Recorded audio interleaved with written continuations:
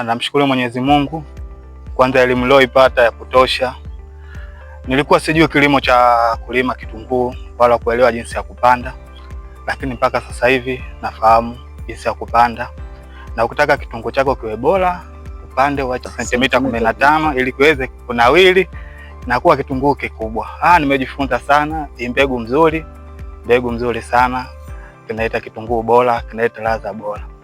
Kwa kweli kama unavyoona mbegu kama hii, mbegu ni mbegu bora sana.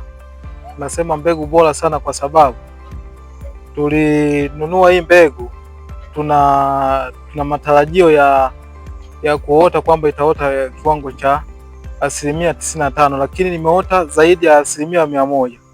Kwa kweli ni jambo la kushukuru sana. Tupo tunaendelea kupambana hapa, tunahamisha, tunatoa kwenye kitalu kule tunaleta huku shambani, lakini tukiangalia ukubwa wa kile ambacho tulisia mbegu ni zaidi. Sasa shamba limekuwa dogo, mbegu zimekuwa nyingi, ndio maana unavyoona mbegu bora hii hapa. Mimi cha kuwashauri, tunanunua mbegu kama hii hapa, mbegu sahihi sana kwa mkulima kwa vitunguu. Hii inaitwa Baftain C1 ambapo iko improved. Hii ni zaidi ya F1, hii C1 sio first filial generation. Hii hapa ni C1, manake hii iko improved zaidi ya ile F1. Karibu sana. Leo tuko Mpunguzi, Dodoma. Wewe kama mkulima unaweza ukafuata au ukawasiliana na sisi kwa namba ambazo utakazoziona hapo chini.